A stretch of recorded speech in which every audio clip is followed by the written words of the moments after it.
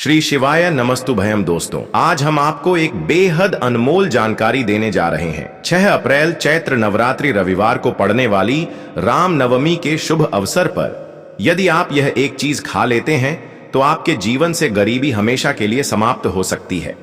जी हां भक्तों, पूज्य गुरु जी ने अभी अपनी कल की शिव महापुराण की कथा में बताया कि आने वाली 6 अप्रैल चैत्र नवरात्रि राम नवमी के खास दिन पर जिन लोगों के घर में बनाई व खाई जाती है, ये 3 चीजें उनके घर में पूरे साल होती हैं।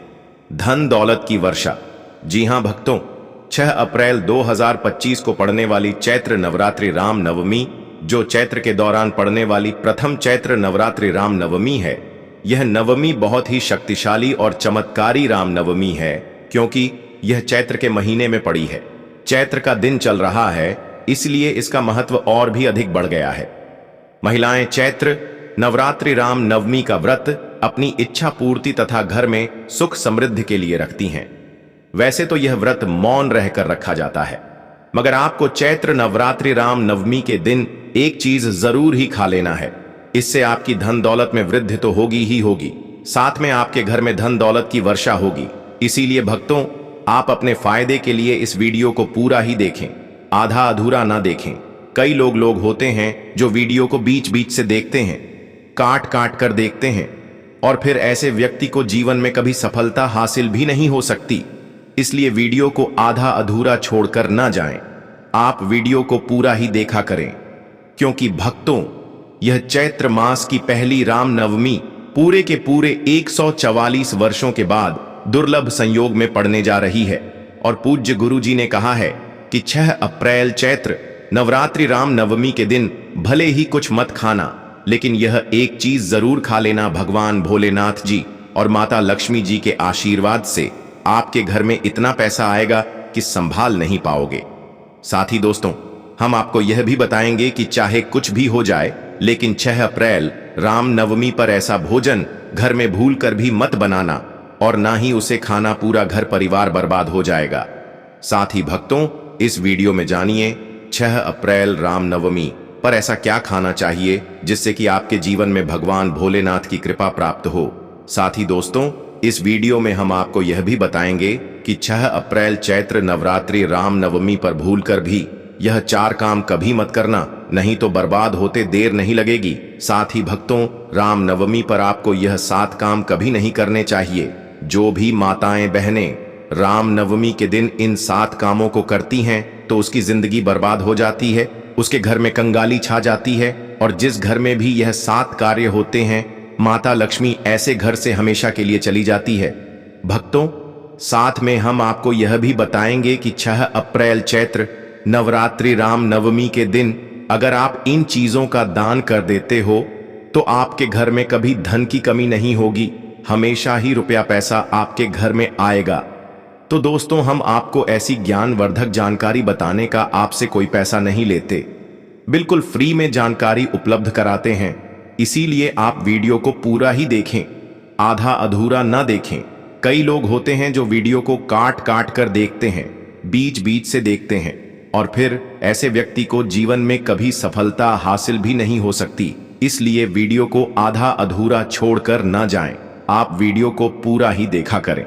चलिए भक्तों, अब हम जान लेते हैं कि 6 अप्रैल राम नवमी के दिन कौन सी चीज जरूर ही खा लेना चाहिए, फिर आपको करोड़पति बनने से विधाता या नहीं रोक पाएगा। भक्तों, क्योंकि भक्तों, 144 वर्षों के बाद राम नवमी ऐसे शुभ समय में पड़ने जा रही है, और राम नवमी हिंदू धर्म के लोगों के लिए सबसे श्रेष्ठ मानी जाती है। और भक्तों, इस दिन किया गया कोई भी उपाय कभी भी निष्फल नहीं जाता, बेकार नहीं जाता, मतलब हमेशा लाभ ही लाभ प्रदान करवाता है। चलिए भक्तों, सबसे पहले हम आपको रामनवमी की थोड़ी सी जानकारी दे देते हैं। भक्तों, इस बार 2025 में रामनवमी को लेकर लोगों के मन में कंफ्यूजन की स्थिति बनी हुई है कि यह व्रत किस दिन रखा जाएगा, 6 अप्रैल कैसे किया जाएगा, शुभ मुहूर्त क्या रहेगा, इस दिन क्या खाना है और क्या नहीं खाना है। इस वीडियो में हम आपका सारा कंफ्यूजन दूर कर देंगे। बस आपको संपूर्ण जानकारी के लिए इस वीडियो को पूरा देखना होगा। और भी बहुत सारे लोगों के प्रश्न आ रहे हैं कि रामनवमी पर हम पवित्र नदियों में स्नान नहीं कर सकते हैं, तो क्या करें? पहली बार यह व्रत कर सकते हैं या नहीं? इन सभी प्रश्नों के उत्तर आज हम इस वीडियो में जानेंगे और यह भी बताएंगे कि वह कौन सी चीज है जो हमें 6 अप्रैल रामनवमी के दिन जरूर ही खा लेनी चाहिए। अगर आप यह चीज खा लेते हो तो आपको धनवान बनने से विधाता भी रोक नहीं पाएंगे। साथ ही भक्तों, रामनवमी है और रामनवमी की रात तुलसी में एक चीज जरूर बांध देना चाहिए। अगर आप रामनवमी के दिन तुलसी में यह एक खास चीज बांध देते हो तो माता लक्ष्मी जी की कृपा से आपके जीवन में जो गरीबी है वह सब दूर हो जाएगी। भक्तों, इसलिए वीडियो को पूरा ही देखें, आधा अधूरा ना देखें। चलिए जान लेते हैं भक्तों। प्रत्येक वर्ष चैत्र मास के कृष्ण पक्ष की नवमी तिथि को रामनवमी का पावन पर्व मनाया जाता है। वर्ष 2025 में यह पर्व 6 अप्रैल रविवार को मनाया जाएगा। इस दिन श्रद्धालु पवित्र नदियों में स्नान करते हैं और दान पुण्य आदि करते हैं। इस अवसर पर पितरों के तर्पण, पिंडदान और श्राद्ध जैसे कर्म भी की जाते हैं। रामनवमी के दिन संगम में स्नान और दान करने का विशेष महत्व होता है, जिससे भगवान विष्णु की कृपा प्राप्त होती है। इस साल रामनवमी के दौरान इस दिन का महत्व और भी बढ़ गया है, क्योंकि ऐसा शुभ दिन रामनवमी के दिन पड़ रहा है। धार्मिक परंपरा के अनुसार इस दिन पितरों के लिए दीपक जलाने का विधान है। पितरों के लिए दीपक जलाना धार्मिक रूप से अत्यंत शुभ माना गया है। यह कर्म उनकी आत्मा की शांति के लिए आवश्यक होता है और वंशजों को उनके आशीर्वाद की प्राप्ति होती है। भक्तों, चलिए सबसे पहले हम आपको बता देते हैं कि रामनवमी की सही डेट टाइम क्या है। फिर हम आपको बारी बारी से सभी जानकारी बताते हुए चलेंगे और यह भी बताएंगे कि वह कौन सी चीज है जो हमें रामनवमी के दिन जरूर ही खा लेनी चाहिए। और भक्तों, साथ में हम आपको बताएंगे कि रामनवमी दिन एक चीज भूलकर भी नहीं खानी चाहिए। अगर आप यह चीज रामनवमी के दिन भूलकर भी खा लेते हो तो आपके घर में मृत्यु भी हो सकती है। तो ऐसा गलत काम भूलकर भी मत करना। और अनर्थ होने से पहले वीडियो को आप पूरा जरूर देख कर जाना। बहुत ही खास और ज्ञानवर्धक वीडियो है। तो चलिए भक्तों, जानते हैं रामनवमी की सही डेट, टाइम और शुभ मुहूर्त के बारे में। लेकिन दोस्तों, उससे पहले आपसे हाथ जोड़कर एक रिक्वेस्ट करते हैं कि अगर आप इस चैनल पर नए हैं तो चैनल को सब्सक्राइब करके वीडियो को एक लाइक जरूर करें। साथ ही आप अपनी राशि को कमेंट बॉक्स में जरूर डाल दें, क्योंकि हम राशि से जुड़ा भाग्य भी बताते हैं और भाग्य में चल रही परेशानियों को तत्काल दूर करने के लिए आसान से आसान उपाय भी बताते हैं। भक्तों, चलिए जान लेते हैं कि 2025 में रामनवमी की सही डेट, टाइम क्या है। चलिए जान लेते हैं। हिंदू पंचांग के अनुसार साल 2025 की रामनवमी 6 अप्रैल को मनाई जाएगी। यह चैत्र महीने की रामनवमी होगी। वैदिक पंचांग के अनुसार इस साल चैत्र माह की रामनवमी तिथि की शुरुआत 5 अप्रैल 2025 की रात 7:26 पर होगी और इस तिथि का समापन 6 अप्रैल 2025 को शाम 7:22 पर होगा। ऐसे में उदया तिथि को देखते हुए रामनवमी 6 अप्रैल रविवार को मनाई जाएगी और रामनवमी का व्रत और पूजा 6 अप्रैल को ही होगी। रामनवमी के दिन ब्रह्म मुहूर्त में स्नान और दान करना अत्यंत शुभ माना जाता है। इस दिन गंगा, यमुना और सरस्वती नदी के संगम में देवताओं का वास होता है। इसलिए मौनी अमावस्या पर इन पवित्र नदियों के जल से स्नान किया जाता है। इस दिन जरूरतमंदों को दान करने से व्यक्ति को शुभ फलों की प्राप्ति होती है। साथ ही भगवान विष्णु की कृपा भी होती है। दोस्तों, वीडियो में आगे की जानकारी बताने से पहले अभी तक कमेंट बॉक्स में जय माता लक्ष्मी नहीं लिखे हैं तो जय माता लक्ष्मी जरूर लिखना। जब आप हमारे कमेंट बॉक्स में जय माता लक्ष्मी लिखते हैं तो हमें काफी अच्छा लगता है और आप हमारी वीडियो को लाइक करते हैं तो हमारा मनोबल बढ़ता है, जिससे कि अच्छी अच्छी जानकारी होती है, आप सभी लोगों के लिए लेकर के आते हैं। चलिए भक्तों, अब हम आपका ज्यादा समय बर्बाद ना करते हुए जान लेते हैं कि रामनवमी के दिन किन चीजों का दान जरूर करना चाहिए, क्योंकि रामनवमी के दिन किया जाने वाला दान चैत्र दान से भी बड़ा दान माना जाता है। चलिए भक्तों, अब हम जान लेते हैं कि रामनवमी के दिन किन चीजों का दान हमें जरूर करना चाहिए। तो भक्तों, पहली चीज है चावल का दान। धार्मिक मान्यता के अनुसार रामनवमी के दिन चावल का दान विशेष रूप से शुभ माना जाता है। चावल अन्न का रूप होता है और यह मान्यता है कि चावल का दान करने से घर में समृद्धि आती है और जो व्यक्ति दान करता है वह अपने जीवन में धन की कमी से मुक्त हो जाता है। इसके अलावा चावल का दान करने से पुण्य की प्राप्ति होती है और यह पापों का नाश करने में भी सहायक माना जाता है। धार्मिक दृष्टि से चावल का दान एक प्रकार से ईश्वर की सेवा करना है और यह व्यक्ति के जीवन में सकारात्मक बदलाव ला सकता है।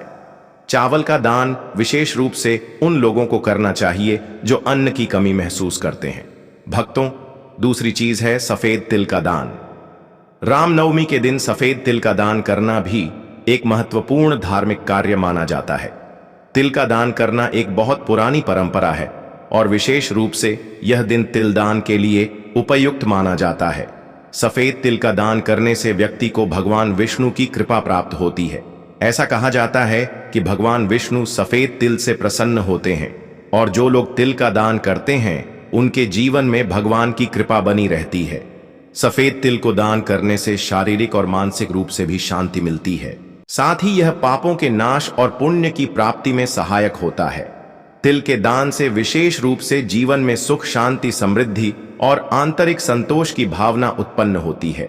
इसके अलावा तिल का दान किसी अन्य व्यक्ति को भी स्वास्थ्य लाभ और समृद्धि की दिशा में मदद करता है। भक्तों, तीसरी चीज है आंवला का दान। आंवला एक ऐसा फल है जिसे आयुर्वेद में विशेष महत्व दिया जाता है। इसे जीवन का अमृत माना जाता है क्योंकि आंवला स्वास्थ्य के लिए बेहद लाभकारी होता है।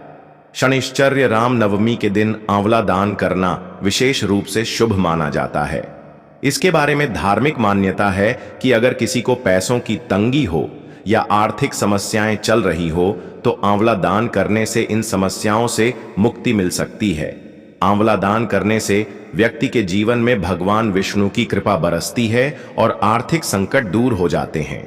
इसके अलावा आंवला स्वास्थ्य के लिए भी बहुत लाभकारी होता है और इसका सेवन शरीर को ताजगी और ऊर्जा प्रदान करता है।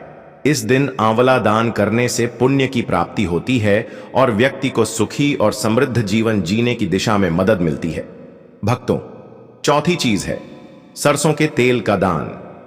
रामनवमी के दिन सरसों के तेल का दान भी एक महत्वपूर्ण कार्य माना जाता है। इसे विशेष रूप से पितरों की कृपा प्राप्त करने और क्षण दोष से मुक्ति पाने के लिए किया जाता है। धार्मिक मान्यता के अनुसार सरसों के तेल का दान करने से पितरों की आत्मा को शांति मिलती है और परिवार में सुख समृद्धि का वास होता है। इसके अलावा क्षण दोष के प्रभाव से भी राहत मिलती है। यह माना जाता है कि यदि किसी व्यक्ति के जीवन में शनि का दोष है तो सरसों के तेल का दान करने से शनि की प्रतिकूल प्रभावों से मुक्ति मिलती है और जीवन में सकारात्मक बदलाव आता है। इसके साथ ही सरसों के तेल का दान करने से व्यक्ति के जीवन में सुख, शांति और समृद्धि का वास होता है। सरसों के तेल का दान विशेष रूप से उन लोगों के लिए लाभकारी होता है जिनकी कुंडली में शनि ग्रह का प्रकोप हो। इस दान से शनि के प्रभाव को शांति मिलती है और जीवन में बाधाओं का नाश होता है। भक्तों, हमने वीडियो के डिस्क्रिप्शन में अपने एक टेलीग्राम चैनल का लिंक पिन किया है जिसे आप ज्वाइन कर लीजिए, जहां पर हम आपकी कुंडली राशि और त्योहारों के मनाने की विधि और उपायों के बारे में बताते हैं और साथ में वास्तु से जुड़ी सारी जानकारी देते हैं। इसलिए देर न करते हुए दी गई लिंक पर क्लिक करके तरह से निषेध है। धार्मिक दृष्टि से मांसाहार का सेवन न केवल शारीरिक दृष्टि से आपत्तिजनक माना जाता है बल्कि यह आपके आध्यात्मिक उन्नति में भी रुकावट डालता है। मांसाहार से शरीर में तामसिक गुण बढ़ते हैं जो मानसिक शांति और संतुलन को प्रभावित करते हैं। हमारे शास्त्रों में यह कहा गया है कि मांसाहार से शरीर और मन में रजस और तामसिक गुण बढ़ते हैं जो भक्ति के मार्ग में बाधा उत्पन्न करते हैं। इसलिए इस दिन मांसाहार, अंडे, मछली, मुर्गा या किसी भी प्रकार के मांस का सेवन नहीं करना चाहिए। आपको इस दिन शुद्ध और सात्विक भोजन करना चाहिए, जैसे ताजे फल, दाल, चपाती, खिचड़ी आदि, जो आपके शरीर और मन दोनों को शुद्ध रखते हैं। यह व्रत के उद्देश्य के साथ पूरी तरह से मेल खाता है और भगवान विष्णु की कृपा प्राप्त करने में मदद करता है। भक्तों, अब हम बात करते हैं दूसरी चीज की जो इस दिन वर्जित है।